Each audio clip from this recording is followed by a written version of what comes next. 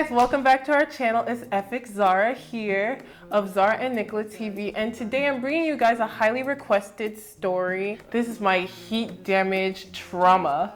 Like, Lord have mercy. I've been recovering from this heat damage for the past 2+ years, but I'm almost there, you guys. My hair is almost back to its former glory. I know you guys have been waiting for this story, and I just like to sincerely apologize for keeping you all waiting. It's been really hectic here in Nigeria.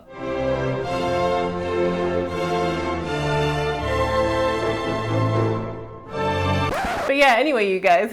Now, before we get into it, I'd like to remind you guys to do 4 very simple things that I always remind you to do. Please be sure to give this video a big thumbs up, comment down below what you'd like us to do next, subscribe to our channel if you haven't already, and share this video with all your friends, all your family, all your loved ones, so that we can keep making awesome videos for you guys. Thank you guys so much for your consistent support, and I can't even begin to express my appreciation. And I'm so happy to say we finally hit 40K. Super excited for our next milestones, and I can't wait to give you guys more amazing content. God bless you guys. Now they hear my sound and you like that. I remind you of someone that you like back. I'm a righteous to make you wanna ride back. See, 5, 4, 3, 2, 1.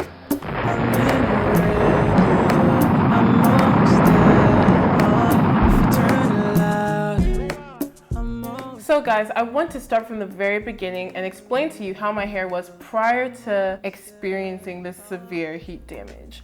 So my hair is fine.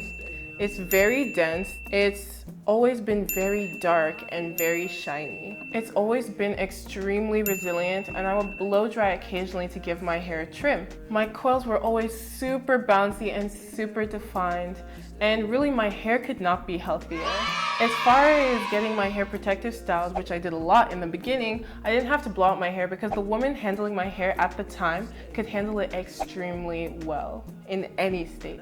By the time I entered my freshman year of college, I was still getting my normal protective styles, but the woman who I was used to getting my hair done with had stopped doing my hair. So I went to another woman recommended by my cousin. She did really fantastic styles, but she insisted that I blow out my hair prior to her touching it, because she was like, girl, I cannot do this hair. It's too thick, it's too much, it's too tangled, it's too this, it's too that. Basically what I'm trying to say is this is the period when I started blow drying my hair very frequently. During my late freshman year, I linked up with some Nigerians in my school who were getting their hair done with this one particular woman. Hey, Miss EDWIGE, that's you, boo. So you guys, I'm gonna put her information in the description box and up here because she's flipping fantastic. But anyway, I was getting my hair done with her, and she could handle my hair in any state. But because I was already accustomed to blow drying my hair prior to getting it done, I was still into that habit, even though there was no point. Now, my hair was still very resilient and very healthy during this period. Take note of that, you guys. And I think I was a lot more careful when it came to blowing it out because I knew that heat damage was very, very real. This was before the really dark period. Now, you guys, we're going to discuss my first proper heat damage. Freshman and sophomore year, of course, Miss EDWIGE was doing my hair, and I was super happy. Now, the summer of 2013, the summer right before my junior year, I decided to get my first weave with leave out. Previous weaves I had gotten, I always had my hair completely tucked away. So by the time my hair came out, it was super healthy and it had grown a significant amount. This particular weave, I decided that I should have some leave out, and I also blew out my hair before the style. So that was a whole bunch of stress, you guys. So when the leave out was being blended with the weave, there was a lot of heat applied to it, you guys, like a lot. I was really lamenting because not only was my forehead pretty much catching fire, I knew that my hair was probably going to suffer from this. It had never been exposed to the amount of heat in such a short amount of time. I was low-key dying on the inside, even though I was excited because my weave was pretty fleeky, guys. After taking down the weave, I really saw the damage. The front portion of my hair, like I think it was a side part, was not curling the way I was used to seeing it curl. I was like, oh wow, I think my hair is damaged, and I didn't really know what to do. But as opposed to fixing the problem, I perpetuated it by continuing to blow dry my hair, you guys. What I was basically doing was putting makeup on an injury as opposed to allowing it to heal. Struggle. Now you guys, that summer my hair was already thinning out. It wasn't as severe as later in the story, which we will get to, but my hair was already thinning out as a result of my excessive heat use. Oh gosh, it was pretty terrifying, you guys. And then on top of that, that winter of 2013, I decided I wanted to straighten my hair.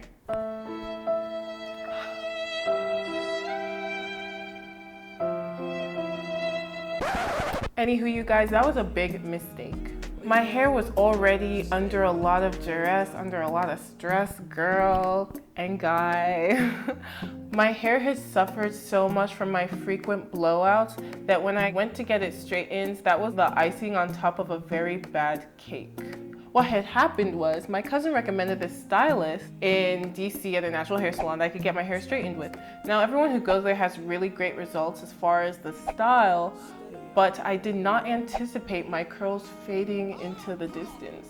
Granted, I was really pleased with the way my hair looked following my straighten, like it was real cute, you guys. But when I washed my hair, my curls were significantly looser. Of course, then I was still very much in denial regarding the state of my hair, you guys. So the next year, 2014, I got a few weaves, I got some braids and everything like that, my normal routine, and I continued to blow dry my hair prior to getting these styles, you guys. Imagine this, my hair was already heat damaged, extremely heat damaged, and then I'm just over here blowing it out and getting more styles put in that are just putting tension on my scalp and my hair. So of course there was a lot of breakage, my hair growth had pretty much stopped. And my hair was becoming thinner and thinner and thinner with each blowout. Guys, this story is even making me like low-key emotional. It was a really tough time in my hair journey, and I was so ignorant. In June 2014, the scales began to clear from my eyes, and I began to realize that my hair was actually probably pretty damaged. I have blown out my hair to do a twist out video for you all, which was not cute. My previous twist outs on blown out hair were so juicy and so flawless, but this one, my hair looked dead and it felt so dry. Like, I was like, oh snap, what's wrong with my hair? During this period, I spoke to my mom. I was like, Mom, I think there's really something wrong with my hair. It's so thin and it's not the same as it used to be. She was like, no, sweetheart, maybe it's because it's gaining length, which it was. But I knew better, you guys. I knew that there was something I was doing in my regimen that was really causing my hair to morph into something that it was not. August 2014 was when the scales really were like running away from my eyes, and I was like, fam, my blowout is not what it used to be. It was completely a shadow of its former self. Where it used to flip and like take up the entire room, it was like taking up a small box. You guys can only imagine how much this stressed me out. So guys, by November, the scales were just gone. They had fallen out of my eyes, and I had completely come to terms with the fact that my hair was severely damaged. November, I said to myself, you know what, girl? You're not using heat any longer, and I completely swore off heat from my hair care regimen. As far as Miss EDWIGE doing my hair, I was like, okay, Miss EDWIGE, you can handle my hair. So I said to myself, no more heat, period, under no circumstances. To this day, I've stuck to that, and I doubt I will use heat in the future, but we'll talk about that at the end of the story, you guys. In December of 2014, I decided to try the maximum hydration method. Now, I feel this is really important to put in the story because, at least for me, when I saw my hair at this point, I knew my curls/coils were severely damaged. As I started progressing and trimming off all of my heat damage and wearing my hair coily, I saw a huge difference. When I did MHM in December of 2014 originally, I was hoping that somehow it would revive my hair. You guys, really fast, let me just interject in the story to let you guys know that essentially when the hair is heat damaged, when the protein structure is bastardized, there is nothing you can do to revive it other than chopping it off. Protein treatments, I believe, temporarily mask damage. However, they cannot make your hair what it once was. So guys, following MHM, I didn't really do it, but I started to take care of my hair. I started to moisturize it. I started to try things that I knew worked very well in the beginning of my natural hair journey to get it back to what it once was. And by the summer of 2015, I was able to see a really huge difference. The reason I was able to see such a huge difference was because I did a few really key hair videos for you guys. One being my fluffy twist out, which I'm gonna put right here, and the other being my super detailed wash day routine for type 4 hair. I'll do an updated one later, you guys, but in fact, before we get on with the story, if you guys want an updated wash routine, please comment down below. Let your girl know. Anyway, those videos showed me, wow, my hair is actually beginning to bounce back. It was getting a lot thicker at the roots, and of course, during this period of better hair care, I was gradually trimming off the damaged ends. So I was like, wow, it's actually becoming full again. I can feel the texture coming back. My hair is becoming what it once was, you guys. This revelation allowed me to see a possible light at the end of the tunnel. Really, when I had come to terms with the fact that I had severe heat damage, I high-key thought there was no hope, and I thought that maybe how my hair used to be was all in my imagination, you guys. But I want to let you know now, if your hair gets damaged, there is hope. Seriously, like, I was so traumatized, but there is hope.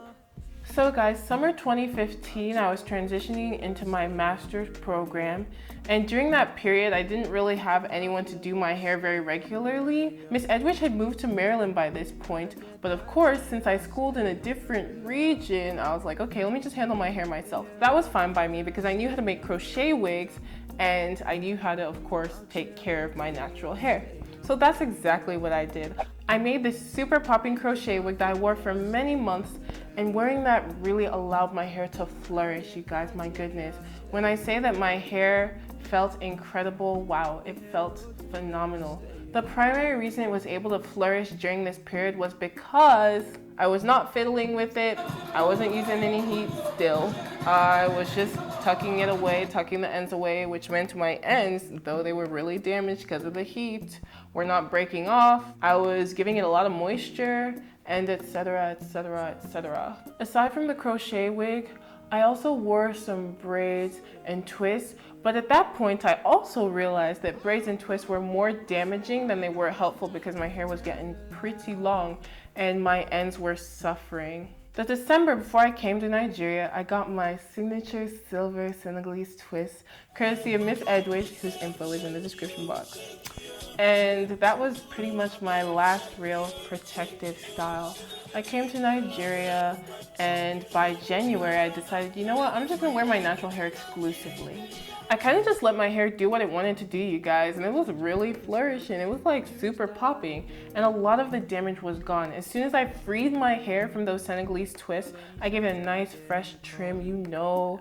I made sure it was tushed up or whatever. I twisted it and wore my puff wild and free. I tried to make a crochet wig to kind of like hide my hair, but it was pretty ugly. That's number one. And number two, I just was like, whatever, let me just wear my hair. 2016 was probably the year I really got to know, understand, and experience my hair. So guys, during this period, my hair was super healthy. I started posting on Instagram regularly about my natural hair and stuff. And I also got my makeup game on fleek, so I was like, wow fam, I think I'm actually really coming into my own or whatever. So it was a really nice time, and I was especially confident because my hair was really, really resembling what it was, and styles actually looked really cute again. During February, I made this really cute crochet wig that wasn't a flop, and I wore that a lot, you guys. It helped me during periods when I just didn't feel like managing my hair, or in between styles when I was doing a braid out or a twist out or something like that. Pro tip, you guys, if you're doing a style and you don't want to go out your house looking crazy or whatever, you could just pop on a crochet wig and it's not going to mess with the style. It's a nice way to maintain a cute style in between your natural hairstyles. From March to April, I wore the wig a lot, you guys. I wore it a lot. I managed to retain a lot of length and I was super excited. I also started to experiment with curl activating gel around this time, and that actually ended up being really fantastic for me in the humid climate of southern and western Nigeria. I was able to keep my hair moisturized without fussing with it. And the fact that my coils were super defined allowed me to see that, wow, my hair was really flourishing again. Of course, by this time, you guys, I still had maybe about 4+ inches of damage toward the bottom of my hair. But of course, I was still gradually trimming. From April to July, I continued to wear my hair. I had suffered in the beginning of the year because I couldn't find some really great natural hair products. But recently, I discovered Obia and a few other lines that my hair really loves. Now for me personally, my natural hair prefers pH balance. So anything that is pH balanced and does not have protein in excessive amounts or at all is going to allow my hair to flourish. So you guys, let's just say from April to July, your girl was popping. Now from July to August, I wore some real simple braids, and of course my hair was still recovering. Now this for me was a no-go. I shouldn't have done that because I had already assessed that, okay, you know, braids probably don't work for me right now. That was probably not the best decision. My hair was still okay after the experience, but it didn't feel that great. In August though, I went back home and I got my hair done once again by Miss EDWIGE. However, this time she did cornrows for me and I started wearing some few wigs. This brief time in a wig actually gave my hair the last little push it needed, I think, to overcome that huge hump. At this point, the heat damage in my hair is not detectable by anyone pretty much but me and maybe a hair specialist or anyone else who is just extremely observant. When I style my hair, I don't notice it. And by the time I got back on YouTube in September, hey guys, I was comfortable sharing my journey with you guys once again. I was comfortable being myself. So guys, for the past few weeks, I've been protective styling really. Yeah, I wore this Her Given Hair wig, shout out to them. I wore some other wigs, Kezi Hair, shout out to them. And I just pretty much let my hair chill out. It's only recently that I freed my hair again, as you guys can see. And I feel so confident that by the time I reach the end of this year, all of my heat damage will be gone and I will finally reach my length goal without any inhibition. I'm so pleased with where I've gotten to, you guys. I cannot express enough how grateful I am that I actually experienced this kind of a trauma. Because really, if I had not experienced it, I would not know what my hair needs to thrive. And I could have just ended up experiencing it at a much more crucial moment in my journey. So thank God I didn't. I'm really happy that my hair is finally back.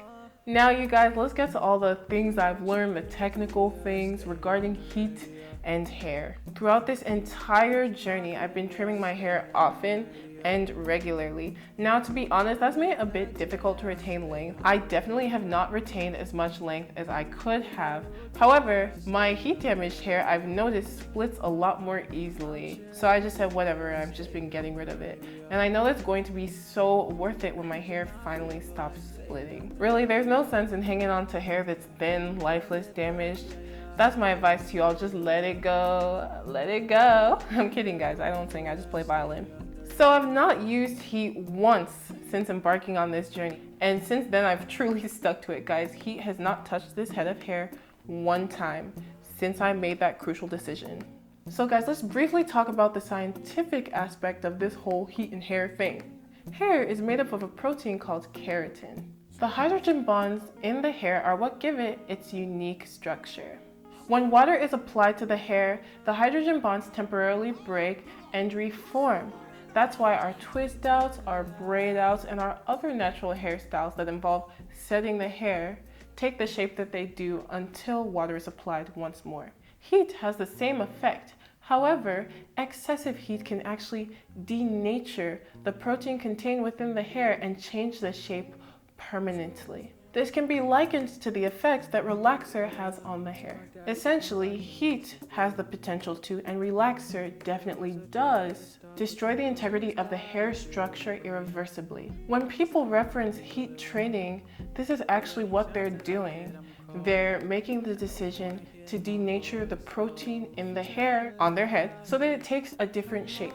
So you guys, that was my little spiel on the science of hair. This is why heat has the potential to have such traumatic effects on the hair. And this is why I highly recommend that if one wants to have a healthy hair journey, just stay away from heat. It's really not worth it, guys. At least, guys, if you make the decision to use heat in your hair journey, please do so responsibly. And that means protein treatments and deep treatments prior to and following the application of heat, as well as heat protectant at every stage of heat processing. So you guys, that's the end of the video. I want to say thank you so much for watching. Thank you so much for staying tuned till the end. Again, I'm so sorry I'm getting this to you guys so late. I know you guys have really been waiting for this video, but I promise you I have more videos coming up really soon.